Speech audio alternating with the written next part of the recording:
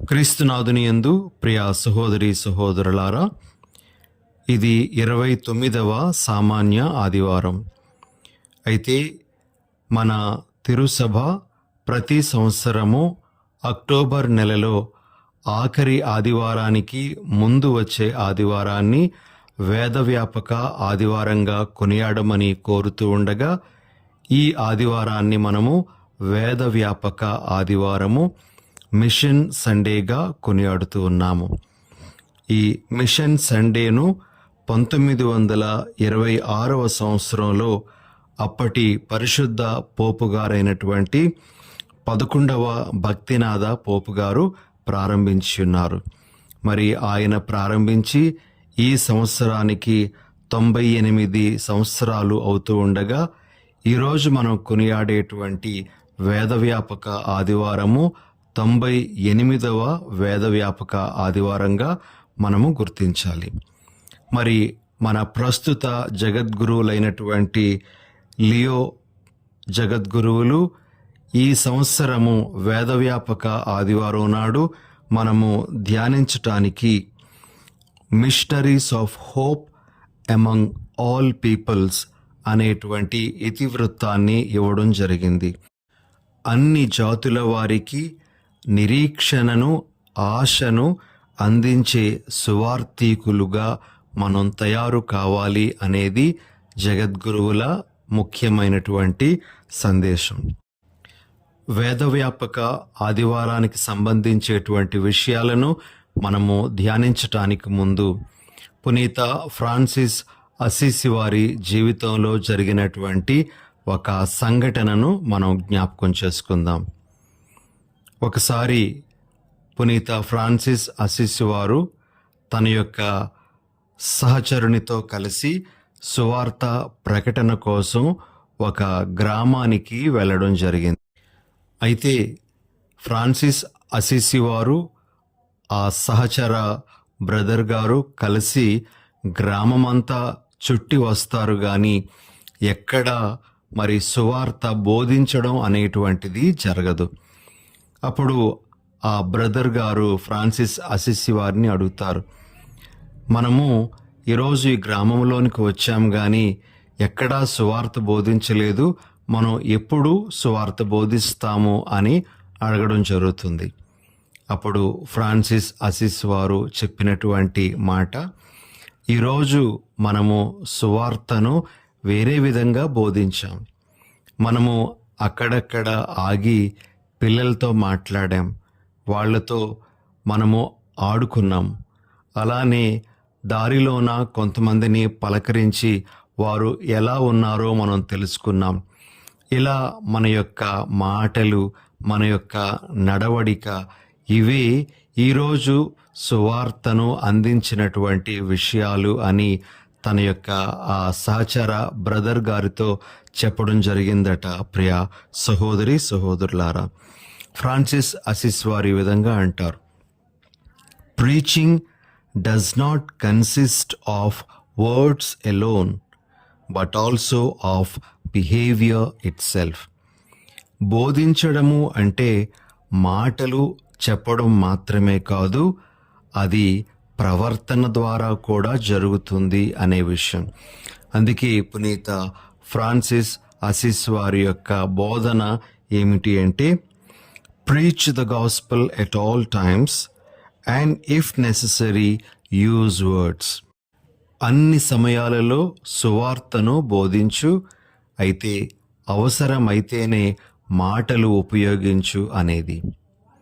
ఈ విధంగా పునీత ఫ్రాన్సిస్ అసిసి వారి నుండి సువార్త బోధనకు సంబంధించి కొన్ని విషయాలను మనము గ్రహించగలము. ఇక ఇంకొక పునీతురాలు, ప్రియ సహోదరి సహోదరులారా, పునీత చిన్న తెరేజమ్మ గారు. ఈ చిన్న తెరేజమ్మ గారు చాలా చిన్న వయసులోనే మరణించారు. అయితే ఒక మఠకన్యకగా ఆమె జీవిస్తూ 4 గోడల మధ్యనే ఆమె ఉండేవారు. ఎప్పుడూ కూడా బయటకు వచ్చి సువార్తను బోధించలేదు. కానీ ఆమెను సువార్త బోధకులందరికీ కూడాను పాలక పునీతురాలుగా పునీత ఫ్రాన్సిస్ షౌరి వారితో కలిపి మన శ్రీసభ ఏర్పాటు చేయడం జరిగింది. ఎప్పుడూ బోధించినటువంటి ఆమెను ఎందుకు ఈ విధంగా వేదవ్యాపకం చేస్తున్నటువంటి గురువులకు, ఇతర వ్యక్తులకు పాలక పునీతురాలుగా నియమించారు అంటే, ఆమె తన యొక్క ప్రార్థనల ద్వారా సువార్తీకరణ జరిగించింది. ఎవరెవరైతే ఈ సువార్త బోధనలో నిమగ్నమై ఉన్నారో వారి కోసం ఆమె ప్రార్థన చేయడం ద్వారా ఆమె సువార్త ప్రచారకులకు గొప్ప తోడుగా, సహాయకురాలుగా ఉండింది. అందుకే ఆమెను ఈ సువార్థికులందరికీ కూడా పాలక పునీతురాలుగా మన శ్రీసభ గుర్తించి గౌరవిస్తూ ఉంది.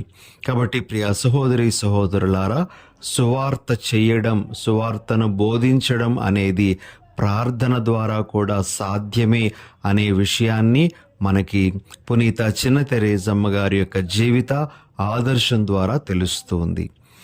ఈరోజు మనము ఈ మిషన్ సండే సందర్భంగా సువార్తను ఎందుకు బోధించాలి, దానికి గల కారణం ఏమిటి అనే విషయాన్ని మనము మొదటిగా గ్రహించడానికి ప్రయత్నం చేద్దాం. మనము సువార్త ప్రకటన ఎందుకు చేయాలి, సువార్త ప్రకటన కోసం ఎందుకు వెళ్ళాలి అంటే, ఇది స్వయాన యేసు ప్రభు యొక్క ఆజ్ఞ. యేసు ప్రభు ఈ లోకాన్ని వీడి పరలోకానికి వెళ్ళిపోతున్నటువంటి సందర్భంలో తన శిష్యులందరినీ పిలిచి వారికి ఒక ఆజ్ఞను ఇవ్వడం జరిగింది.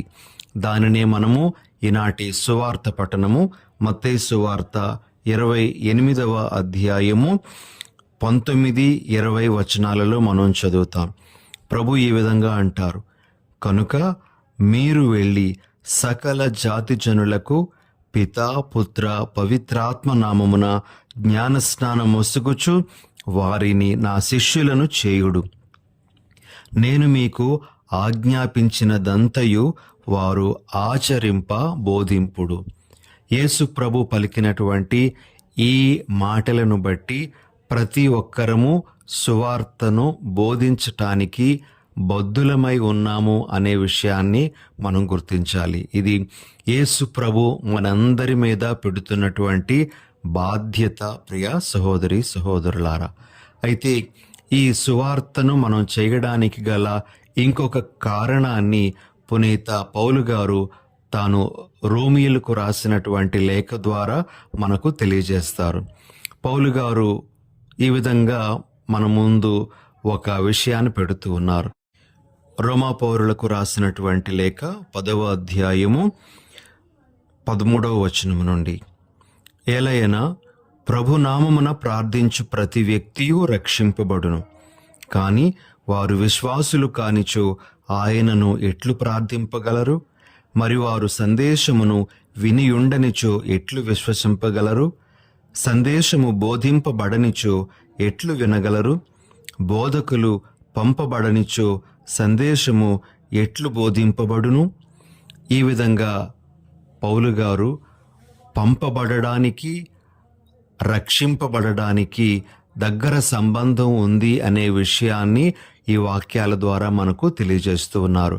కాబట్టి మనము రక్షణ పొందడానికి, ఇతరులను మనము రక్షణలోనికి కొని రావడానికి సువార్త ప్రకటన చేయడం, సువార్తను బోధించడం అనేటువంటిది ఒక ముఖ్యమైనటువంటి విషయంగా మనం పరిగణించాలి అని ఈరోజు మనం ఆలకించే పఠనాలు మనకు గుర్తు చేస్తూ ఉన్నాయి.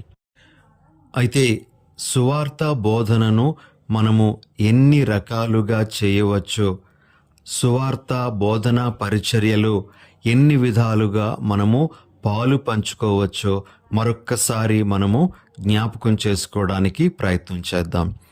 ఇప్పుడే మనం ఆలకించినటువంటి సంఘటనలు, మనం విన్నటువంటి పునీతుల వాక్యాలు, వీటిని ఆధారంగా చేసుకొని మనము సువార్త పరిచర్య అనేది ఎన్ని విధాలుగా చేయవచ్చో మనము గ్రహించడానికి ప్రయత్నం చేద్దాం.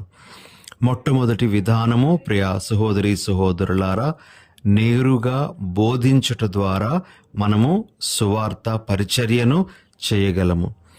పౌలు గారు తిమోతికు రాసినటువంటి 2వ లేఖ 4వ అధ్యాయము 2వ వచనంలో ఈ విధంగా మనతో మాట్లాడుతూ ఉన్నారు. నీవు వాక్యమును బోధింపుము, అనుకూల సమయములందును ప్రతికూల సమయములందును దానిని కొనసాగింపుము, సహనముతో కూడిన బోధతో ప్రజలను ఒప్పించుచు ఖండించుచు ప్రోత్సహించుచుండుము. ఈ విధంగా దేవుని యొక్క వాక్యాన్ని మనము ప్రతి సమయంలో కూడా బోధించటానికి సిద్ధంగా ఉండాలి అని పౌలు గారు మనకు తెలియజేస్తున్నారు. అయితే ప్రియ సహోదరి సహోదరులారా, బోధనకు సంబంధించి కొన్ని విషయాలను మన మనసులో పెట్టుకోవాలి. అందరూ బోధించటానికి సిద్ధపడుతున్నప్పటికీ కూడా వాక్యాన్ని నిజంగా బోధించాలి అంటే మొదటిగా పవిత్రాత్మ అభిషేకాన్ని మనం పొందాలి. ఆత్మ అభిషేకం లేకుండా వాక్యాన్ని బోధించలేము. వాక్య బోధన అనేటువంటిది సరిగా జరగదు. కాబట్టి వాక్యం బోధించాలి అంటే పరిశుద్ధాత్మ అభిషేకాన్ని మనం తప్పనిసరిగా పొందాలి. ఇక రెండవ విషయం, వాక్యాన్ని బోధించాలి అంటే వాక్యంతో మనము చాలా దృఢమైనటువంటి సంబంధాన్ని కలిగి ఉండాలి. ప్రియ సహోదరి సహోదరులారా, వాక్యంతో అనుబంధాన్ని మనం ఏర్పాటు చేసుకోవాలి. ఒక విధంగా చెప్పాలి అంటే దేవుని యొక్క వాక్యంతో ప్రేమలో పడాలి. వాక్యాన్ని ప్రేమించకుండా బోధించడం అనేటువంటిది వ్యర్థమైనటువంటి బోధనగానే ఉండిపోతుంది. ఇక ఇంకొక విషయం, మనం బోధించాలి అంటే లోతైన వివరణకు మనం వెళ్ళాలి. పైపైన మనము బోధించడం మాత్రమే కాదు, లోతైనటువంటి వివరణకు వెళ్ళాలి. కొన్నిసార్లు వాక్యాన్ని బోధించాలి అంటే ఆ వాక్యం యొక్క నేపథ్యాన్ని కూడా మనం తెలుసుకోవాలి. ఎట్టి పరిస్థితులలో ఆ వాక్యము ఆ విధంగా చెప్పబడింది, నేపథ్యం ఏమిటి, చారిత్రాత్మక పరిస్థితులు ఏమిటి అనే విషయాన్ని కూడా మనము నేర్చుకోవాలి. అప్పుడే ఆ వాక్య బోధన అనేటువంటిది దోషరహితంగా జరిగేటువంటి అవకాశం ఉంటుంది. పైపైన ఉండేటువంటి వాక్యాలను మనకు ఇష్టం వచ్చినట్లు అర్థం చేసుకొని చెప్పినట్లయితే అది దోషంతో కూడుకున్నటువంటి బోధనగానే మిగిలిపోతుంది. కాబట్టి లోతైన వివరణ ఇవ్వటానికి మనము వాక్యాన్ని ఎవరైనా పండితుల దగ్గర నేర్చుకొని ఆ తరువాత బోధించడం అనేటువంటిది చేసినట్లయితే అది సరి అయినటువంటి బోధనగా మారగలదు. ప్రియమైన సహోదరి సహోదరులారా, ఇక ఇంకొక విషయాన్ని వాక్యం బోధించేటప్పుడు మనం గుర్తుంచుకోవలసినటువంటిది ఏమిటి అంటే, రోమన్ కథోలిక సంఘ సభ్యులుగా మనము మన సంఘము మనకు బోధిస్తున్నటువంటి బోధనను ఎల్లప్పుడూ మన ముందు ఉంచుకోవాలి. ఆ బోధన ప్రకారంగానే మన బోధనలు కూడా సాగాలి. మనం వ్యక్తిగతంగా బోధించడం కాదు, కానీ మనం సంఘం నేర్పించేదే మనం కూడా బోధించగలిగేటువంటి వారుగా ఉండాలి. ఇది మనము బోధించేటప్పుడు గుర్తుంచుకోవలసినటువంటి ఇంకొక విషయం. ఇక రెండవది, ప్రియ సహోదరి సహోదరులారా, మనము సువార్త పరిచర్యలో ఉండడం అనేటువంటిది ప్రార్థించుట ద్వారా కూడా సాధ్యమవుతుంది. ఇందాకలా మనం చూసినట్లుగా పునీత చిన్న తెరేజమ్మ గారు వాక్య పరిచర్యలో భాగస్వామ్యాన్ని తన ప్రార్థనల ద్వారా పొందగలిగారు అని మనం గుర్తించాం. మరి ప్రార్థించుట ద్వారా మనము సువార్త పరిచర్య చేస్తూ ఉన్నాం. దీనికి సంబంధించి పౌలు గారు తెస్సలోనిక ప్రజలకు రాసినటువంటి 2వ లేఖ 3వ అధ్యాయము 1వ వచనంలో ఈ విధంగా మనము చదువుతాం. కడన సోదరులారా, ప్రభువు వాక్కు మీ యందు వలెనే త్వరగా వ్యాపించి విజయము పొందునట్లు మా కొరకై ప్రార్థింపుడు. పౌలు గారు తెస్సలోనిక సంఘ ప్రజలను తమ గురించి ప్రార్థన చేయమని అడుగుతూ ఉన్నారు. వాక్యము ఫలించే విధంగా వారు ప్రార్థనలు చేయాలి అని వారిని కోరడం జరుగుతుంది. కాబట్టి ప్రియ సహోదరి సహోదరులారా, మనము వాక్య పరిచర్యను ప్రార్థనల ద్వారా కూడా కొనసాగించవచ్చు అని ఇక్కడ మనం గ్రహించాలి. మనం ఎవరి కొరకు ప్రార్థించాలి అంటే, ఎవరెవరైతే నేరుగా బోధిస్తూ ఉన్నారో వారి కొరకు ప్రార్థించాలి. వారి యొక్క బోధన చక్కగా ఉండాలి అని, వారి యొక్క బోధన ఆదర్శవంతమైనటువంటి బోధనగా ఉండాలి అని వారి కొరకు మనం ప్రార్థన చేయాలి. అంతేకాకుండా బోధింపబడుతున్నటువంటి వారి కొరకు కూడా మనం ప్రార్థన చేయాలి. బోధన వింటున్నటువంటి వారి యొక్క హృదయాలు రగిలింపబడాలి, ప్రజ్వరిల్లాలి. వారు వాక్యంతో మండి మరి దేవుని యొక్క వాక్యాన్ని తమ హృదయాలలో నిలుపుకునేటువంటి వారుగా మారాలని మనం వారి కొరకు ప్రార్థన చేయాలి. ఇంకా ముఖ్యంగా వాక్యం బోధించడంలో చాలామంది చాలా విధాలైనటువంటి శోధనలకు, శ్రమలకు, హింసలకు గురి అవుతూ ఉండగా వారిని దృష్టిలో పెట్టుకొని వారి కొరకు ప్రార్థించాలి. వారికి కావలసినటువంటి ధైర్యాన్ని ప్రభువు దయచేయాలని, ఎటువంటి శ్రమలు వచ్చినా వాక్య బోధన ఆపకుండా వారు ముందుకు వెళ్ళేటువంటి ఆ శక్తిని వారు పొందే విధంగా మనము వారి కొరకు ప్రార్థన చేయాలి. ప్రియ సహోదరి సహోదరులారా, క్రైస్తవులుగా జీవిస్తున్నటువంటి వారు ఈ రోజుల్లో ఎన్నెన్నో శ్రమలు అనుభవించాల్సి వస్తూ ఉండగా ఆ శ్రమలలో కూడా నిలకడైనటువంటి విశ్వాసంతో జీవించే వరాన్ని వారు పొందేటట్లుగా వారి కొరకు మనం ప్రార్థన చేయాలి. ఇవన్నీ కూడా మనం ప్రార్థన ద్వారా మిషనరీ యాక్టివిటీ లేదా ప్రార్థన ద్వారా సువార్త పరిచర్యను చేస్తూ ఉన్నాము అనే విషయాన్ని మనకు తెలియజేస్తున్నాయి. ఇక మూడవది, ప్రియ సహోదరి సహోదరులారా, మనము సువార్త పరిచర్యను మన మంచి జీవిత ఆదర్శం ద్వారా కూడా చేయవచ్చు. మనము ఫ్రాన్సిస్ అసిస్ వారి యొక్క జీవితంలోని జరిగిన సంఘటనను ఇప్పుడే ఆలకించి ఉన్నాం. మరి మన యొక్క నడత, మన యొక్క మాటలు, మన యొక్క ప్రవర్తన, మన యొక్క ఆలోచనలు ఇవన్నీ కూడా సువార్తను అందించేటువంటి కొన్ని సాధనాలుగా ఉంటాయి అని మనము ఏనాడు కూడా మర్చిపోకూడదు. యోహాను గారు రాసినటువంటి సువార్త 13వ అధ్యాయము 35వ వచనంలో మనము ఈ విధంగా చదువుతాం: మీరు పరస్పరము ప్రేమ కలిగి ఉన్నచో దానిని బట్టి మీరు నా శిష్యులని అందరూ తెలుసుకుందరు. ప్రియ సహోదరి సహోదరులారా, ఇతరులు చదివే సువార్త మనమే కావాలి. మన జీవితమే ఇతరులకు సువార్తను పరిచయం చేసేటువంటిదిగా ఉండాలి అని మనం గ్రహించాలి. కాబట్టి ఈరోజు మన జీవితమే సువార్తను అందించే, సువార్తను ప్రకటించేటువంటి ఒక గొప్ప సాధనము అని మనం గ్రహిస్తూ మన జీవిత ఆదర్శం ద్వారా కూడా సువార్తను మనము ప్రకటించగలగాలి. ఇది మూడవ విధానంగా మనం గుర్తించాలి. ఇక ఆఖరుగా ప్రియులకు సహోదరి సహోదరులారా, సువార్త పరిచర్యను మనము ఆర్థిక సహాయం అందించడం ద్వారా కూడా మనము కొనసాగించవచ్చు.